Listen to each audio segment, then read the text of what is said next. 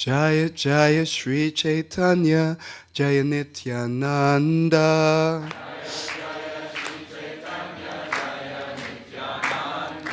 Jaya Dvaita Chandra Jaya Gaura Bhakta Vrinda. So we're reading from Sri Chaitanya Charitamrita Madhya Lila, chapter 9, verses 65 and 66. Okay, that's good. I haven't revised the wrong verses. Okay, so this chapter is entitled Lord Chaitanya's Travels to the Holy Places. So what I'll do is I will read 65 and the translation, and then we will chant 66 together. Tripati Ashiya Kaila Sri Rama Darashana. I can just do it, don't worry about this one. We can recite the next one together. Raghunatha Age Kaila Pranama Stavana. Translation. After arriving at Tirupati, Lord Sri Chaitanya Mahaprabhu visited the temple of Lord Ramachandra. He offered his prayers and obeisances before Ramachandra, the descendant of King Raghu. Okay, so we'll recite 66 together. Swaprabhave Lokasabhara Karana Vishmaya.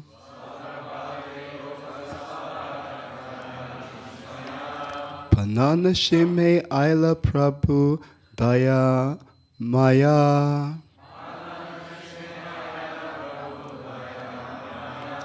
Okay, Swaprabhave, by his own influence.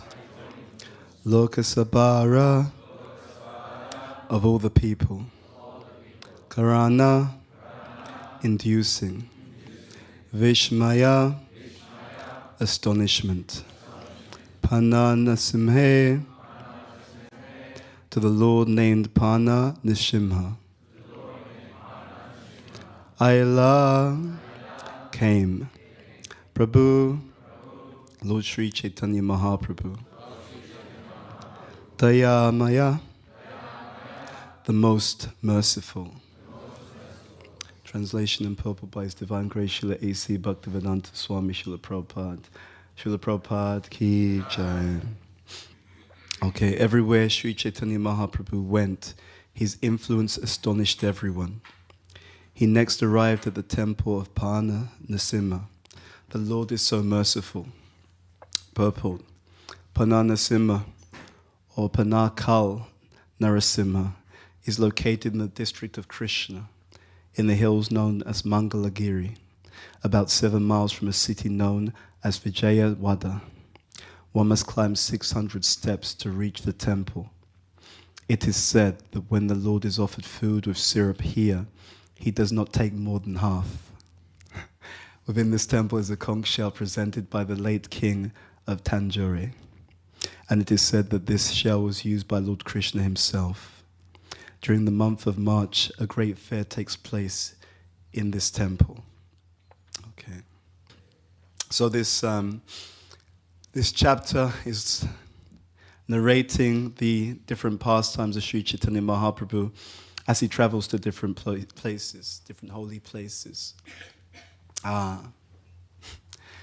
It is very interesting that just generally, when we look at our tradition, there's so much personal information about the Lord. Actually, let me go back a step. First, I should ask for the blessings of the senior devotees. So, ask for their blessings and, of course, all the Vaishnavas, so we can speak something that will be pleasing to Srila Prabhupada and the Guru Parampara. So, this is very significant.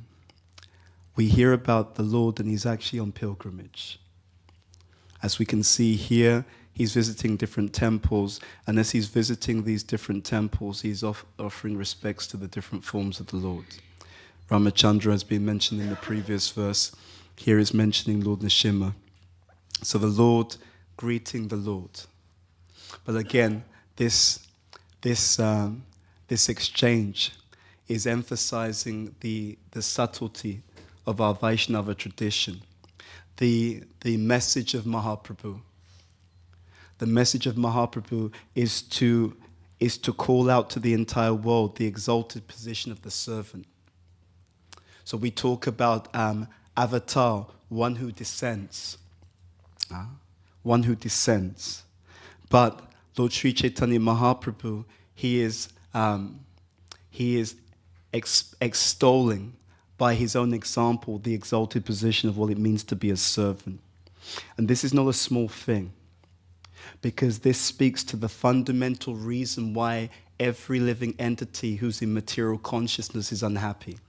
It all comes down to this one fundamental misconception, which we, even in the stage of practice as devotees, sometimes struggle to get our consciousness around. And that is that there is no joy in the part and parcel being the master. That it is the fundamental nature of every living entity to exclusively derive joy from being in the position of a servant. Right? This anya bilasita shunyam, jnana kamada navritam, anukulyena krishna nushilanam bhakti uttama. Right? This is absolutely fundamental to everything that we do. And therefore, it is not just an activity of service, it is also a mentality of service. It is an unfortunate fact that we will see play out in the lives of so many practitioners of bhakti, that we can be in this practice for so long and sometimes attain so little because we sometimes get the form and the substance confused. Right? We can often have the form of being a servant. So we may be doing all these external activities. We have the form of being a servant, and we can do that for decades. But what is being spoken of in our literatures is a complete ecosystem. It means the form must be there, and also the mentality must be there, the mood must be there.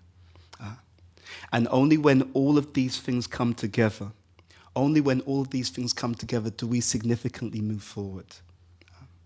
So every time we hear about the pastimes of the Lord, we see something very, very extraordinary. And this should break the heart of a devotee. That Krishna is so extremely kind.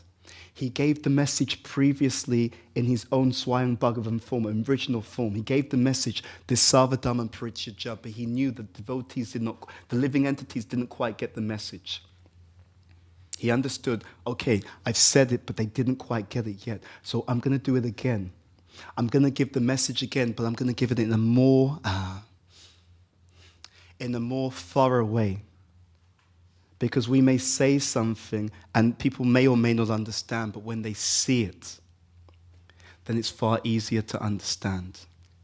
So therefore, all of these pastimes are to show us what it's like, and no one can be a better devotee than the Lord. Whatever he does, he excels, especially because he is carrying the mood. He's carrying the mood of his topmost devotee. So that is one of the key sub-narratives, right? In our scriptures, there is what is seen, and then there is what is indicated, right? So there is, I think the term is vyanjana vritti, the implied meaning. So the scriptures have that. They have so many layers of pregnant meaning. And more can be derived as one understands it. It is very interesting here that what is being, different incarnations are being spoken of. Lord Ramachandra and also Lord Nrsimhadev. So when the Lord's incarnations come, they have different greed. It is said that Nrsimhadev, he has two forms, Ugra and Anugra. Right? So Ugra is fierce, and we often hear about that form of the Lord. Anugra is very peaceful. So when he killed Hiranyakashipu, he was so angry. It is said that he was angry. He was actually angry also at the demigods, that they couldn't approach him. Actually, what they did is they told Prahlad, come on, he likes you. You go and pacify him. One of the reasons why Nrsimhadev was angry with the demigods is because when Prahlad had been harassed in so many ways, they didn't do anything to help him. So he was angry, so they couldn't approach. But Prahlad approached, and when Prahlad approached, Nrsingadev became Anugrah. He became peaceful. And actually it said that he was licking Prahlad's body. Right? He was very, very peaceful. And it is said that Nrsingadev is a form of Vatsalya Prem. Okay, this parental love. So that's the exchange between Nrsingadev and Prahlad. But at that time, Lord Nrsingadev realized that between him and Prahlad, Prahlad was experiencing more ecstasy, right, than the Lord himself. So it is said that from that particular point onwards, whenever an incarnation of the Lord appeared, he always appeared with parents. Because Nrsingadev was thinking, I've just appeared out of this pillar. You know, there's not really any rasa going on there. Yeah. It is also said that Lord Ramachandra had also a certain greed. Lord Ramachandra, he has this Sakyaras, friendship, with Sugriva and Vibhishan. But there's two types of Sakyaras. I was just making some notes before. Sambrahma Sakyaras is actually friendship, but it's friendship still with awe and reverence. And then there's Vishramba Sakyaras, which is the kind of friendship that is experienced by Krishna with his cowherd boyfriends. So Lord Ramachandra, in his exchange with Vibhishan and Sugriva, it's still that awe and reverence. They would never dare put their feet on the Lord's head. No way. Right? Because they still have this awe and reverence. But he had the greed for experiencing that fullness of the Sakyaras. So that was fulfilled when he appeared as Lord Krishna. And so with Krishna and the cowherd boys, no holds barred, right? They'll wrestle Krishna, Mother Mongol will try and correct Krishna. So it's a different type of rasa, but it's full-blown Sakyaras. So even the Lord has this type of greed and this interest. It's very interesting also here, in this verse 65, is talking about Sri Chaitanya arriving at Tirupati. So Tirupati is considered the world's richest temple, right? The temple of Balaji. So Prabhupada, he came to Tirupati in 1974. He was invited by the government, actually. And so he stayed there for 2 days. And he would go 3 or 4 times a day to the temple. And he also spoke. He spoke to one of the government ministers. Prabhupada was very impressed at how efficiently the temple was run in terms of the management. And he liked the infrastructure. So he told the board there, he said that you should take assistance from ISKCON. That's what he told. Prabhupada was always considering how to expand the mission. He told them, he said, you should take assistance from ISKCON devotees in order to expand the preaching. So that's what he actually told the temple. Interestingly enough, Prabhupada told the devotees something slightly different. He told the devotees, he said that, let's see, I made some notes on the way here. He said we should build attractive temples like Balaji and make very good facility for the pilgrims so that they can come. His mind was always on how can we expand the mercy? You see? It's easy to get it confused. You could think, how can we expand the infrastructure? No, it's first, how can we expand the mercy? The infrastructure is there as a facility to expand the mercy. Do you see the point? So everything about Krishna consciousness means, everything about Sri Chaitanya Mahaprabhu's endeavors means, how can we expand compassion?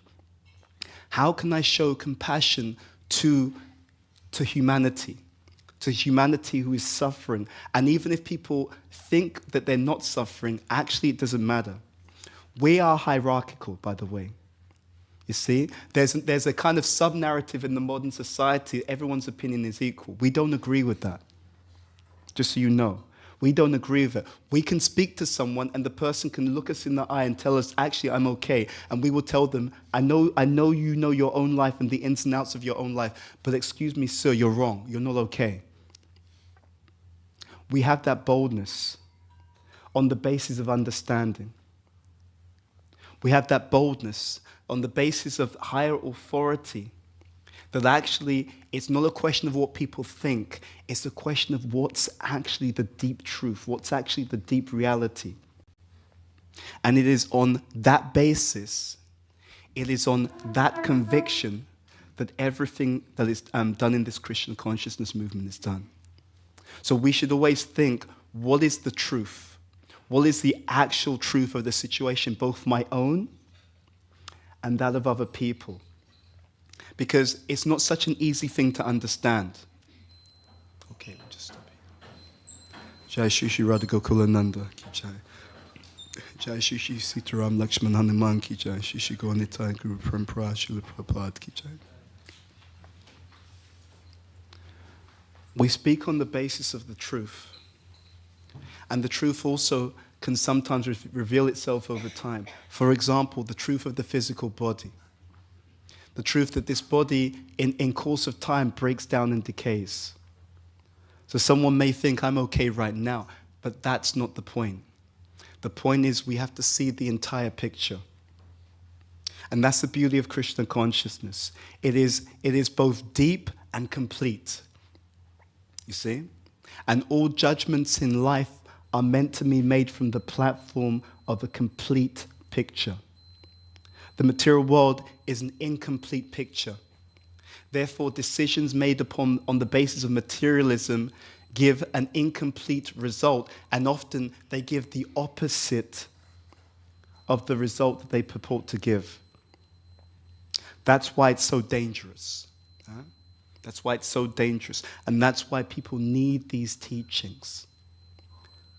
We need the teachings to have a complete picture. I was watching this debate, atheists versus, it was, I think, one Catholic minister or a priest.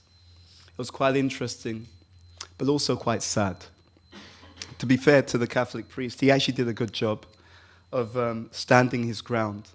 But of course, the answers were not substantial, because the theology and their answers therefore could only take things a certain distance. But what was interesting also was what was actually happening in that debate was really rhetoric. Right? You know the difference between rhetoric and debate? What happens in the modern society, people are not really asked, we're not having a conversation to understand what's true. Because to have a conversation to understand what's true, the individuals in that discussion have to be mature and detached. It requires sobriety. And you see this sometimes even in our movement.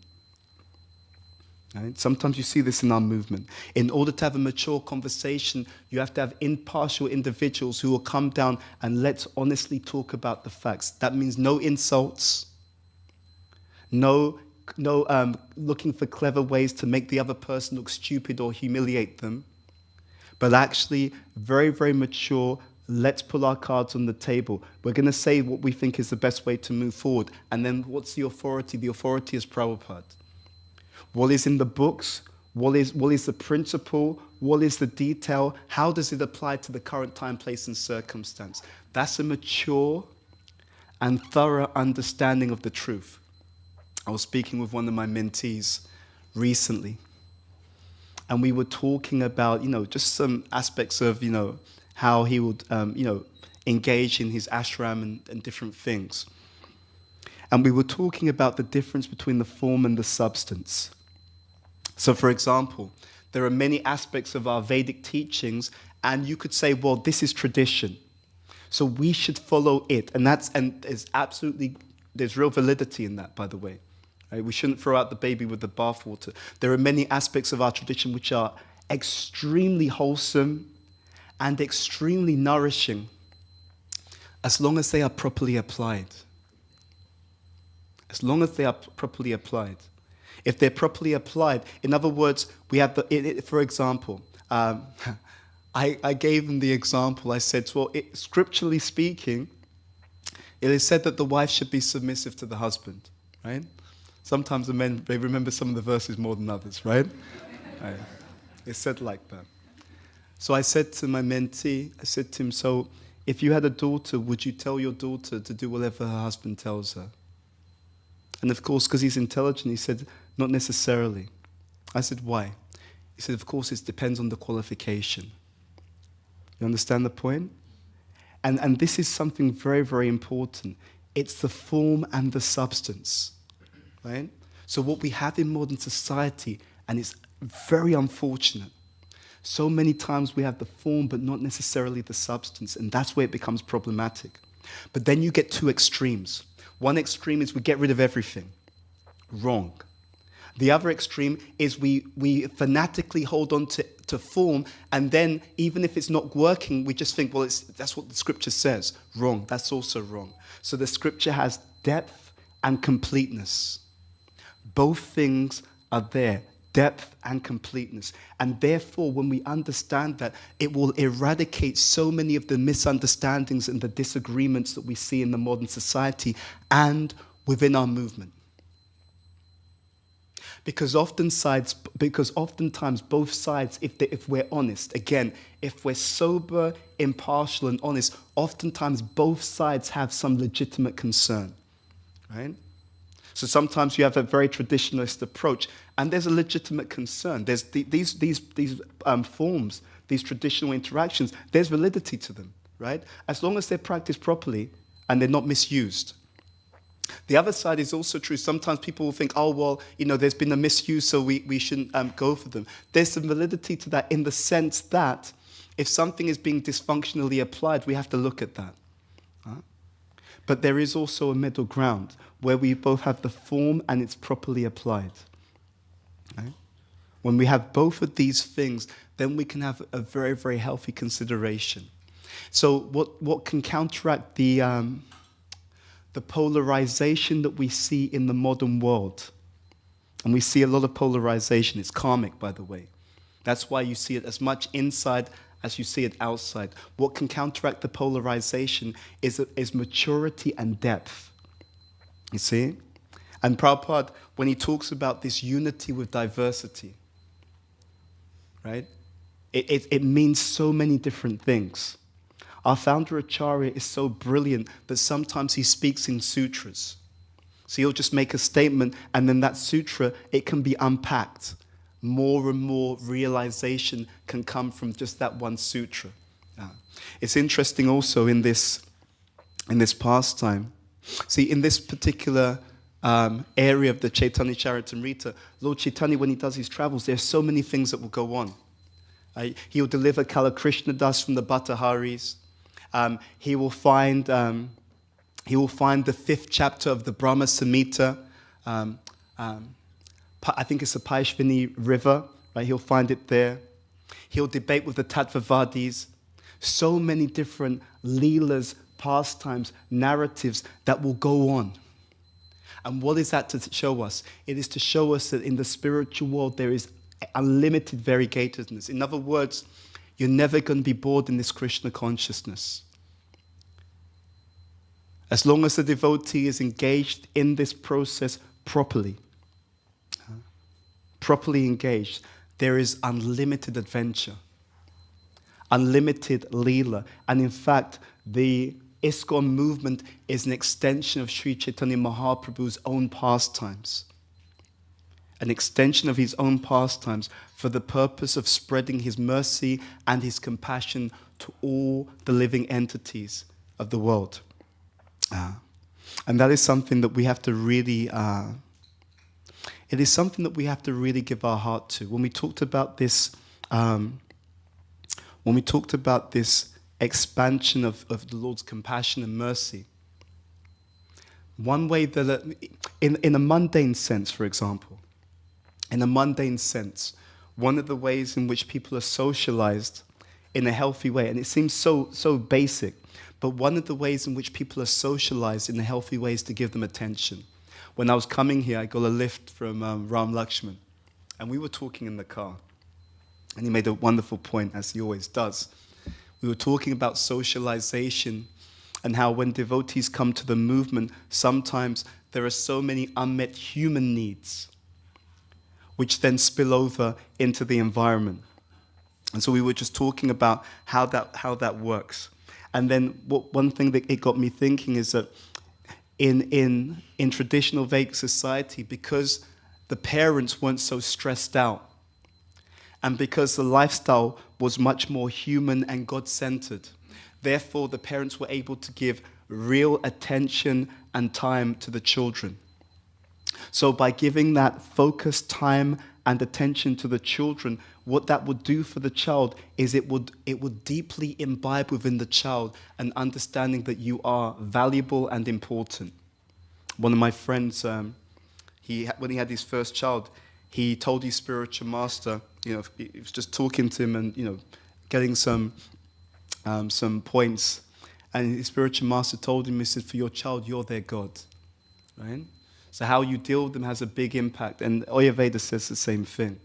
So I was thinking about that focused attention automatically translates to the child that you're important. Now contrast that with the modern society. Contrast that. Generally, everyone's stressed out. They're so stressed out that they don't know how stressed out they actually are in the modern society. And then we also have the unfortunate and really damaging, actually, effects of modern technology. Yes, we should engage it because everyone's on that platform, but it's not neutral.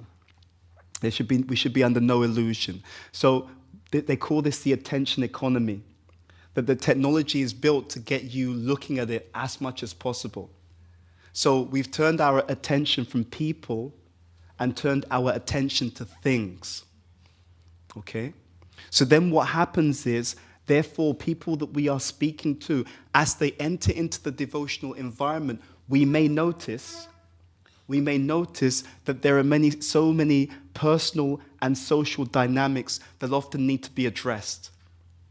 So in Kali Yuga, it's so much trying to come to the human form so that we can then go from the human form to become fully transcendental.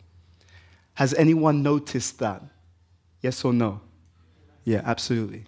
Right? It's a big thing.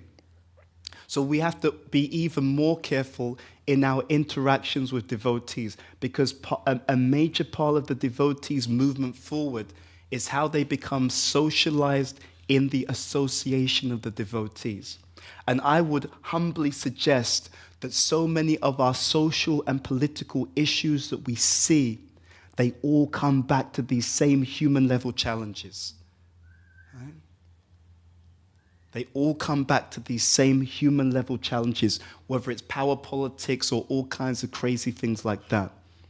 So we need to understand the value and the significance of association, and do not underestimate how the interactions that we have with each other, do not underestimate the impact that they have. Right?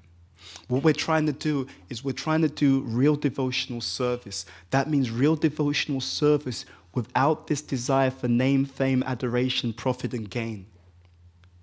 But it will be very hard for the devotees to really buy into that if we have a culture which is sending an opposite message.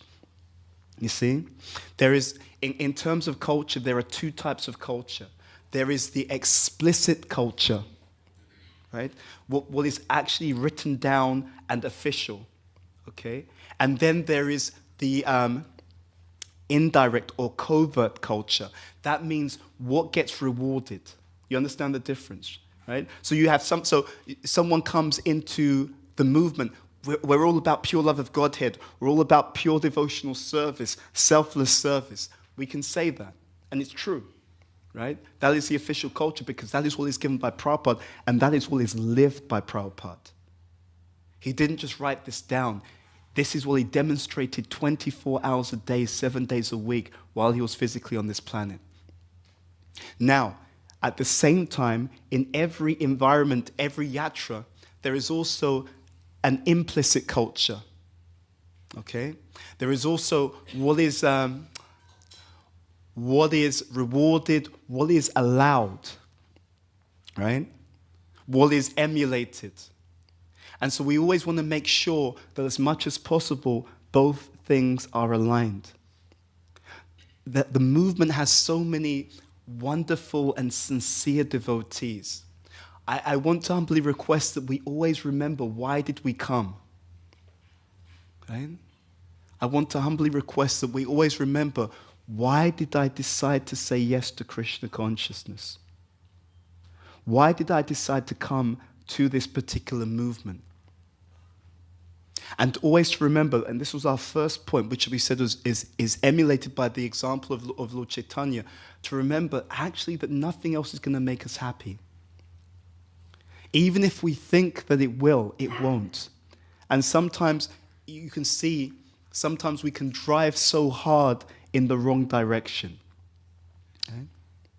Only to find that again, we're back at the same spot. And what I mean by that same spot, we're back in the same place, we're unhappy. Even sometimes in Krishna consciousness, devotees are unhappy. Because this formula,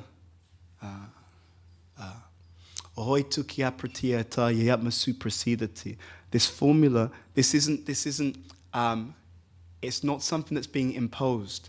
The Bhagavatam, the Chaitanya Charitamrita, they are descriptions of reality. They're descriptions of the fundamental nature of the soul. They're descriptions of the Supreme Personality of Godhead. They're descriptions of the loving exchanges that take place between the two of them, between the soul and the Lord. So these are reminders and they're also warnings that we have to align with this truth if we have any hope of being truly happy. We could also consider that all the problems in the world stem from emptiness. Everything, the greed stemming from emptiness, the lust stemming from emptiness. So the real solution is the permanent joy of devotion. When a living entity, when a devotee is progressively experiencing true loving exchanges with Krishna and his devotees, through the medium of selfless loving service, that joy becomes a freedom because it releases us from this possessiveness and from this insecurity. If you're full within, you need nothing without. You understand the point? Right? If a living entity, if a devotee is full within, they need nothing without.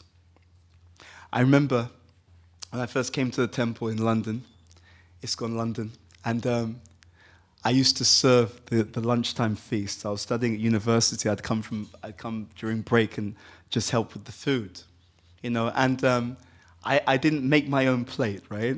But Krishna Vidi, who was running the service, I just see out the corner of my eye, he's made a plate with my name on it, right? So, and then I was just reflecting. I'd see that, and then I'd serve more enthusiastically. I wasn't even conscious. It was like, suddenly like you can see a plate with your name on it. Suddenly your service goes into another gear, right? It just moves up a notch.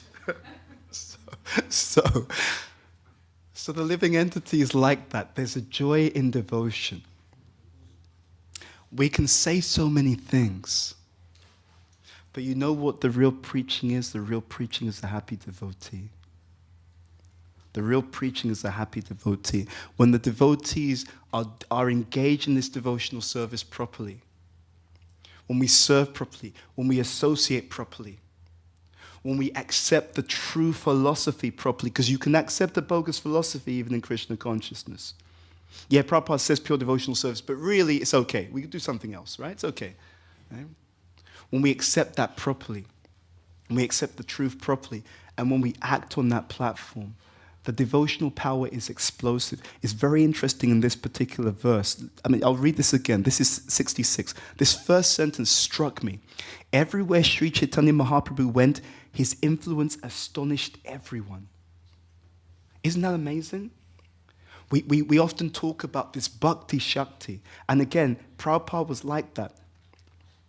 Prabhupada was like that. Wherever he went, his influence astonished everyone. It is sometimes even confusing to the devotees. You see all the people who are attracted to Prabhupada, and you think, how is it possible that this one person can attract such a diverse group of people? Have you ever wondered that? It means that because he's an empowered incarnation of Krishna, then like Krishna, he has this all-attractive potency, right? So you'll see in his disciples such diversity. Let's be very honest. You'll see in his disciples such a diversity, whereas many times you think many of these people, by their own devices, they would not associate with each other. They probably wouldn't have even come into the same circles. But this one personality was able to attract all of them. That's a miracle. It's very, very powerful. So this same astonishing potency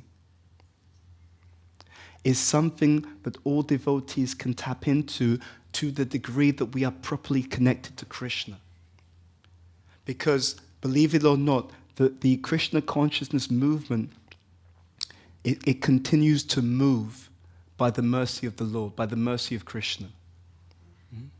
So he's moving everyone, but he does it through his devotees. In other words, as Prabhupada says, it's a question of who wants to get the credit. Now, there's more to it than that. When it comes to who wants to get the credit, there is something that Krishna has a plan and a purpose for every living entity. So it is incumbent upon all of us to do everything that we can to be used by Krishna. You know, as the saying goes sometimes, to be an instrument of the Lord's compassion. Okay? And then this same astonishing influence can be manifested through the activities of the devotee.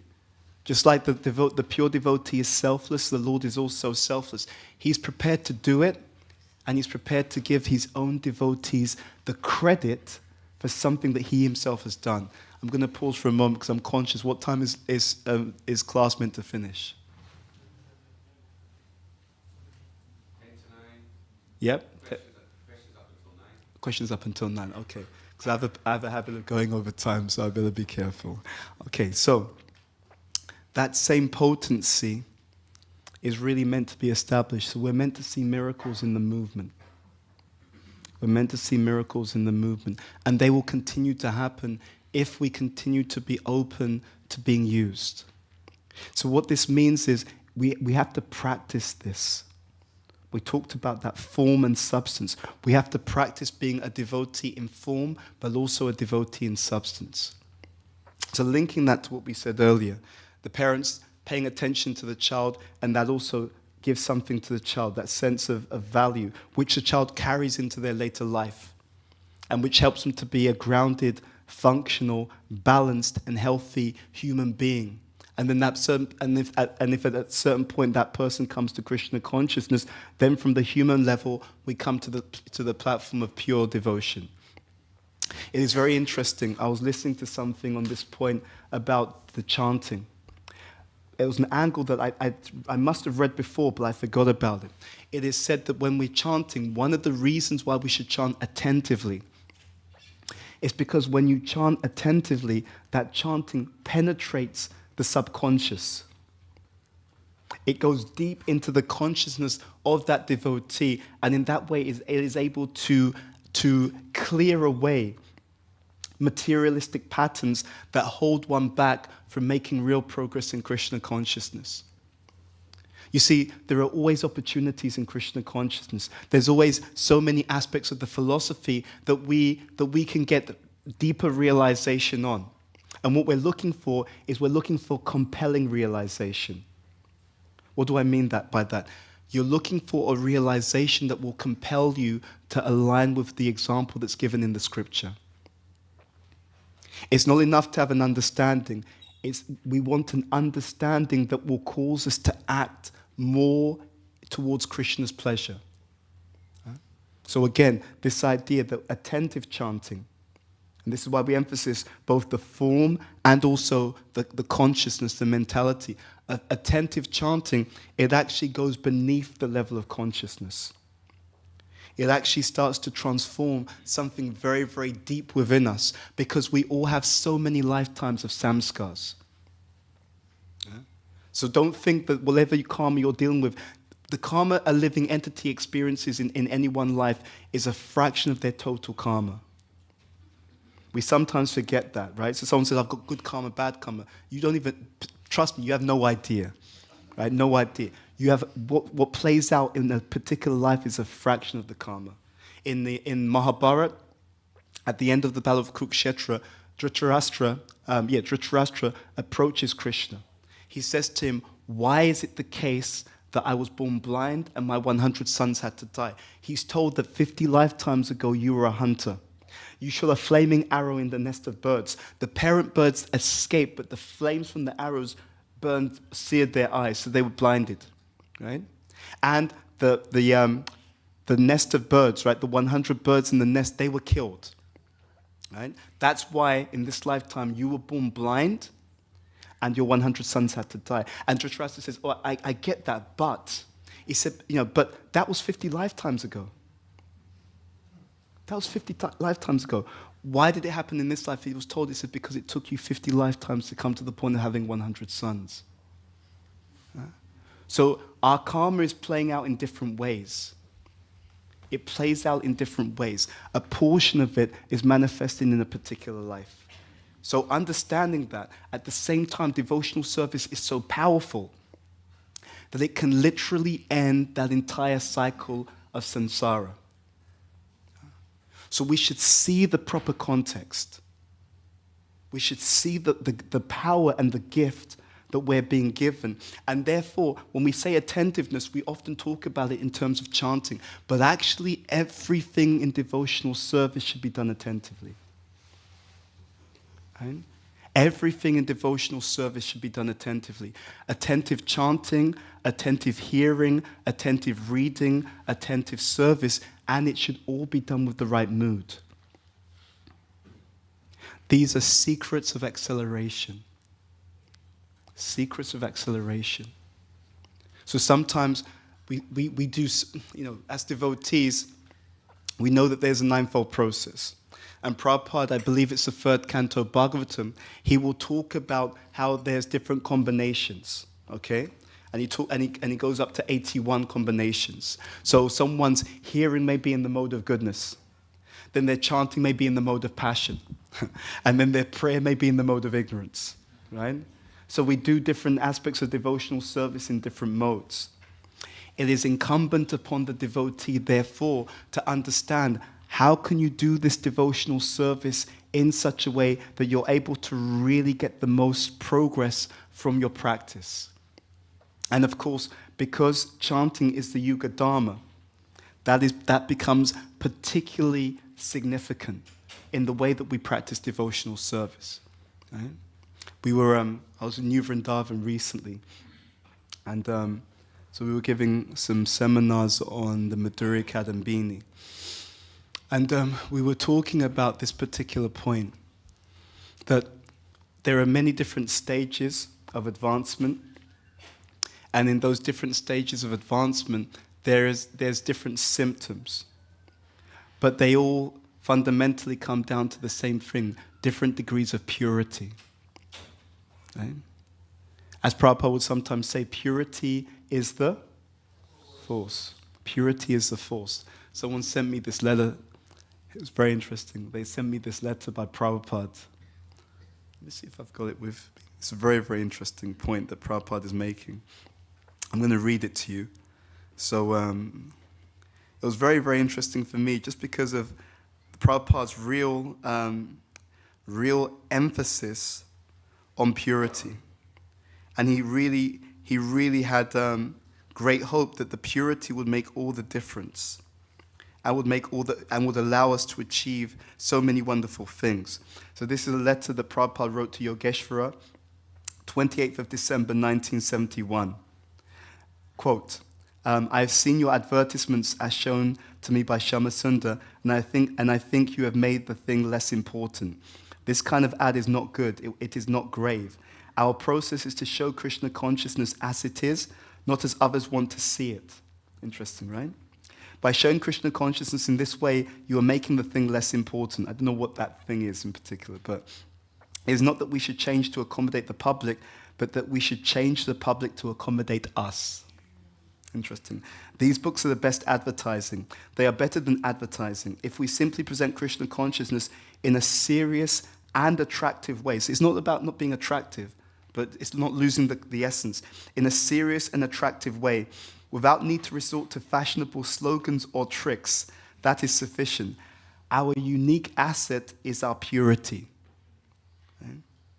No one anywhere can match it. Isn't that interesting? No one anywhere can match it. That will be noticed eventually. So it's not, and that's also interesting. Eventually, so not necessarily straight away. That will be noticed eventually and appreciated as long as we do not diminish or neglect the highest standard of purity in performing our routine work. Not that we require to display or announce ourselves in very clever ways to get attention. No, our pure standard is enough. Let us stand on that basis. Now again, I want to be very honest because sometimes I see this mistake made in classes. We should always know that there are different statements by Prabhupada, and we should understand that particular subject in a holistic way. Otherwise, we get into arguments in our movement all the time because one person's read one quote by Prabhupada and they've ignored everything else that Prabhupada said on the same topic. Right? And I'm sure we've seen that happen as well. Right? But just giving one particular insight based upon one thing that he said to one individual. Okay? So this is very important. And it's very powerful. Right? We stand on our purity. No one can match us on that platform. Right? And yet at the same time, look at Prabhupada's ideas for the Temple of the Vedic Planetarium. Right? Look at the architecture from different countries. And this statement that I mentioned about this directive from Prabhupada when he came to Tirupati. Right? At the same time, he saw the way that they were doing things, and he said, make sure that we should also build wonderful, attractive temples like that. So it's not a one-size-fits-all, but it's trying to understand the principle and trying to understand how we apply the principle according to time, place, and circumstance. And if we understand that, then we may have in one place in ISKCON, the movement will present the philosophy and have the buildings in one way to attract that demographic. And in another place in ISKCON, the movement may build temples or buildings and preach in a certain way to attract a different type of audience. But the essence should not change. The essence must always be there, right? While at the same time, the compassion must be there to reach out without diluting the medicine. You see? If we change the medicine, then whatever you're bringing people to, no one gets cured. And so then in one sense, we've wasted our time, right? All that clever strategy and so on, we brought them somewhere, we gave them nothing. They still remain sick. So what did we do? In fact, in some ways, it's even worse. Because they think they've come to a hospital and we've just invited them to something completely different, right? And at the same time, we don't want to go to the other extreme where it's just about the form, no one comes. But you know what? We don't care because we're following Prabhupada, you know? If that's the best we can do, okay. But if we can keep the active ingredients and still make it accessible to people, that's the ideal. So in everything that we do in this Krishna consciousness movement, we should follow the Lord. Follow Sri Chaitanya Mahaprabhu here. This last verse, right? So we read that first line, and in the last line it says, the Lord is so merciful. That's the key thing to remember. In Rupa Goswami's Ashabandha prayers, what does he say? He says, I do not have love of Godhead, nor do I have love for the process of hearing and chanting that will give me love of Godhead. Nor do I have, high birth, mystic powers, abilities, so many things. I don't have any of these things. But because you, dear Lord, give your mercy, because you, dear Lord, give your mercy to the most fallen, I have this unbreakable hope that is always in my heart. He says this hope is always giving me pain. So we should follow in that mood. We should always have this unbreakable hope that's always in our heart. Yes, in Kali Yuga is a bad age, right? Maybe you've noticed that, right? It's a bad age. And there are so many challenges. But because Krishna gives his mercy to the most fallen, as long as we don't make the mistake of removing ourselves from that position and thinking that I'm the most elevated, we actually want to cultivate the mood that we're the most fallen. Because as long as we stay in that mood that I'm the most fallen, we'll be humble, we'll be compassionate, we'll feel that anything that happens to us in spiritual life will understand this is Krishna's causeless mercy and love. And in that mood, everything that happens, so-called good experiences and so-called bad experiences, they will infuse us. They will infuse us. We'll end on this point. Someone who's actually becoming transcendental, we can say thank you to Krishna for everything. Right? What does it mean? It means I really accept that Krishna's in charge. So that devotee who gives you a hard time about your service or points out to you that, Prabhu, Mataji, you're falling asleep when you're chanting. And in fact, your snoring is disturbing my chanting. Right? The person who does that, we should think Krishna's allowed that to happen. Thank you, Krishna. You're helping me to actually understand how significant the chanting is. When the devotees, look at the reversals of Prabhupada, right? So many reversals. So many reversals. Having his manuscripts taken, having people high on drugs, who chase him out of his apartment, being gored by a bull, heart attacks. So many reversals. So many reversals. Just to give us Krishna.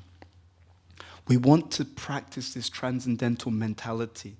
Nothing should discourage a devotee if we truly absorb the mood of Sri Chaitanya Mahaprabhu, if we truly absorb the mood of our founder Acharya, then there are no obstacles.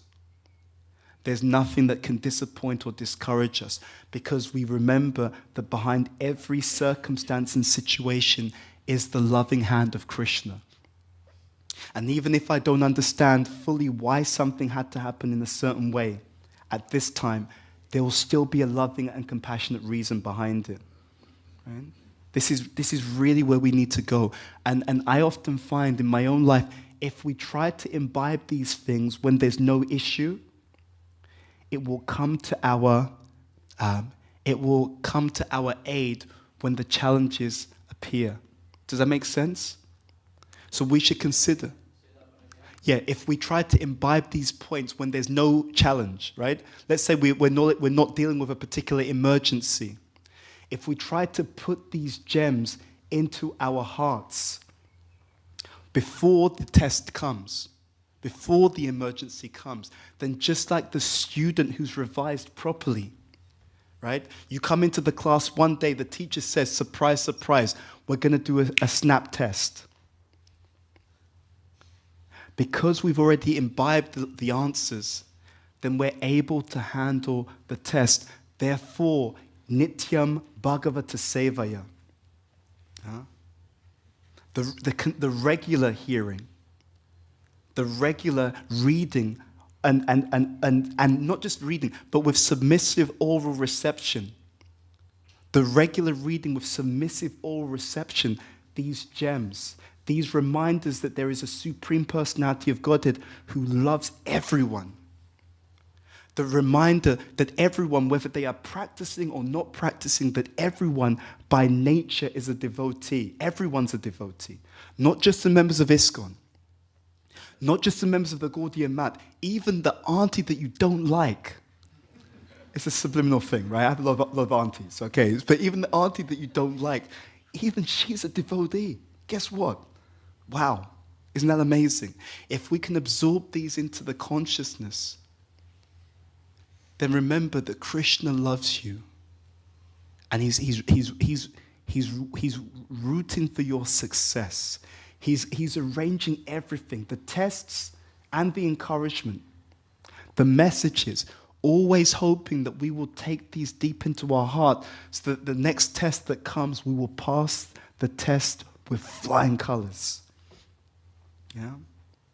This is real Krishna consciousness. The Krishna consciousness movement is a loving exchange between every part of humanity. In fact, every living entity. It's a loving exchange between every living entity and Krishna. Can you believe it? That's what you signed up for. Okay, so we'll stop there. Sri Chaitanya Charitamrita ki jai. Srila Prabhupada ki jai. Janita Gora Premanandi. Hari Bol. Okay, any questions, comments? Yes, can you pass the mic? Is there a microphone? this gentleman here. You mentioned that devotees sometimes becomes unhappy or they are in the low moment, and you touched upon another point on doing chanting attentively. So suppose you are in a low moment, how do you ensure the quality of your chanting? Okay. So, sure. So, the point that was made, and you can correct me if I'm wrong, is that I mentioned about how sometimes even devotees, let's say practicing devotees, are sometimes unhappy, and that I mentioned the importance of attentive chanting. And the question came up, well, if we're in a low moment, how do we do that? How do we access that kind of attentive chanting in a low moment? Yeah? Okay. So, let me meditate on that.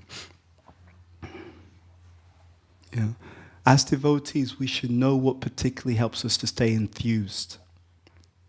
You see, part of devotional service is being self-aware even of our conditioning. Okay? I personally, if I'm really honest, I often see that sometimes the devotees, we don't apply the teachings properly. And in the name of being transcendental, we try to act above our adhikar. Prabhupada said once, he said, do not try to be more of a Paramahamsa than me. He actually said that. Right? So what happens is, right now in our conditioned state, we should know what's required for me to remain enthusiastic in Krishna consciousness. What gets me out of a low moment, for example. And of course, one generic thing is association. Yeah? It is incumbent upon every devotee to have real association. Right? We all must have association that's mature, right, and well-wishing. Okay? So we can officially associate with the devotees, right? That's okay, and there's a place for that. But we have to have friendships in devotional life, right? But for that friendship, we also have to be open.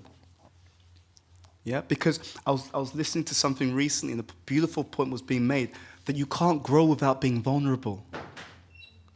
You see the point? So this idea that I'm going to protect myself and I'm not going to say anything, or I'm not going to be honest and open and I'm going to become a pure devotee, it's not going to happen like that. Because part of that humility is the vulnerability. Now, of course, there's another problem with that. Because now the problem becomes who to be vulnerable with. Because sometimes also you'll see people, they're stuck at one level of devotion, or they've left, or they've checked out. Why? Because they were vulnerable with the wrong person, and they were hurt so badly that now they don't trust anyone.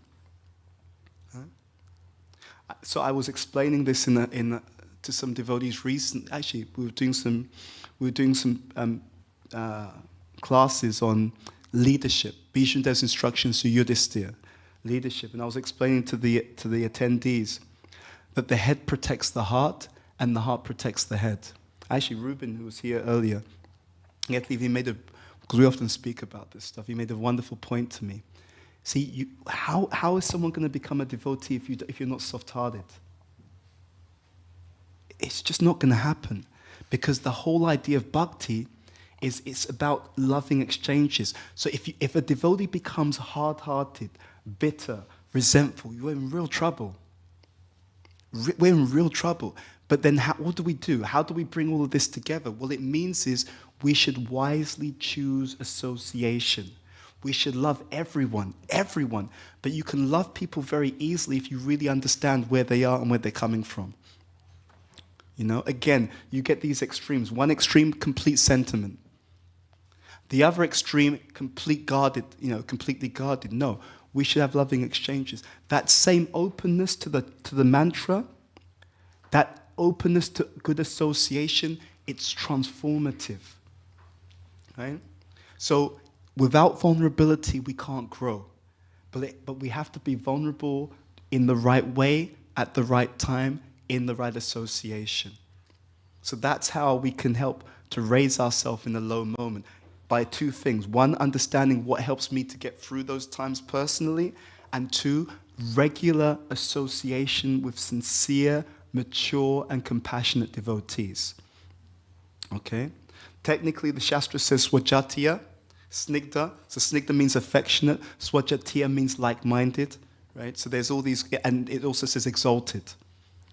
Right? So we're looking for that kind of association, and then in that association we should have an openness in our exchanges. I personally have seen so many times in my life where, because of guidance and association, so many things became clear to me that I would never have understood by myself. It required someone else to point out, Bhuta Bhavana, look at this, or focus in this direction, or have you noticed this, do this instead. It's been groundbreaking, so I've seen it does work. Does that answer your question? Thank you. Okay, no worries. Do we have time for one more, or should we end? One more? Okay, so if you pass to the Mataji here, and then we'll have that last question, and then we'll end. Hi Krishna Prabhu. Hare Thank you Krishna. for class. You mentioned about need of maturity to understand the truth. So when we discuss with devotees, so questions come around use of milk and honey. So questions come around? Use of milk and honey in our movement. So how to, because they stand with their own morality, so, and there is a lot of things on the internet as well. So how to, where to leave, where to... Yeah. Sometimes, this is an intuitive answer to your question. Sometimes you have options you have more than one option. So, for example, I'll speak generally. For example, in some situations, a devotee may have more facilities so they can do things to the highest standard. Right? For example, I'm reluctant to tell a devotee who's, just on some very, very basic, who has some very basic resources, that, the milk that you're buying from the shop, you shouldn't drink that. You should actually pay more money for this other type of milk. Because I know that for that person, it's a much bigger percentage of their actual income. So they may struggle in so many ways because they actually don't have that many resources. It will be great as an ideal, absolutely, But if it's going to be so much of a disturbance and it's going to make some basic foundational things that they need to do much harder, I will tell them to adjust that. You see? They're still taking milk, but I will tell them to adjust it according to your circumstances. So I think that what we can also consider is sometimes some of us are in a position where we have more options about how we do things. And then if we can, let's do it to the highest standard that we can. But we should be, like Prabhupada said, 100% strict with ourselves. And 90% tolerant with everyone else. You see? That's the point. We want everyone to come up to the high standard of devotion, but we want to inspire them to do it, not force them to do it. Right? I mean, if someone's a guru and we've brought into that connection, then there's a slight different dynamic. But generally, right, we want to inspire, and the way that we inspire them is showing our own example. What happens if we live like this? Okay? So that's the rule that Prabhupada gave there. 100% strict with ourselves. Let's do the best that we can. And let's be the example for others to follow. In whichever way we can. Let's just do the best that we can. That's what it boils down to. Ayendra Prabhu told, I think it was a Kinchana Krishna. He said to him once, he said the acharyas, he said they know that in Kali Yuga people are not so expert. He said all they want to see is that you're doing the very best that you can. That's their question. Are you doing the actual best that you can? And I remember Tamal Krishna Maharaj told Prabhupada he had a dream. In the dream, Prabhupada was giving a report to the previous acharyas. And Prabhupada said to the previous acharyas, in this dream of Tamal Krishna Maharaj, he said, I'm preaching to these people in Kali Yuga. He said they're not very intelligent, right? They're not very competent. He basically gave a list of all the things that they do wrong. He said, but the only thing that they've managed so far to do is take shelter at my lotus feet. Right? But the one thing that they've managed to do is take shelter at my lotus feet. That was in the dream Tamal Krishna Maharaj had. So when he woke up from the dream, he told Prabhupada said that actually that is a fact. That's what Prabhupada said. Isn't that interesting? Actually, that is a fact. So let us try our best. Just like in this verse, the last sentence, the Lord is so merciful. We've seen it, haven't we? If we're honest, we've seen it. I mean, haven't you seen it so many times? Christians like, I'm so fallen, and look how much he's helping me. Wow, isn't that incredible? Even someone like me. Right? We've seen it so many times. So we should always remember that the mercy is always there because we've seen it. And it's unlimited. It's unlimited. So on that basis, let us try our best to receive as much mercy, as much help as we can, knowing that then everything can happen. Yeah. So merciful, so strict with ourselves, as kind and merciful with everyone else. Does that answer your question? And if you want any specifics, then you can speak to your own mentors about the standards that you can apply in a given area. Okay, but always with a mood of progression. Okay, thank you very much. So we'll stop there. Sri Chaitanya Charitamrita ki jai, Srila Prabhupada ki jai, Janita Gora Premanandi, Hari Hari Bol.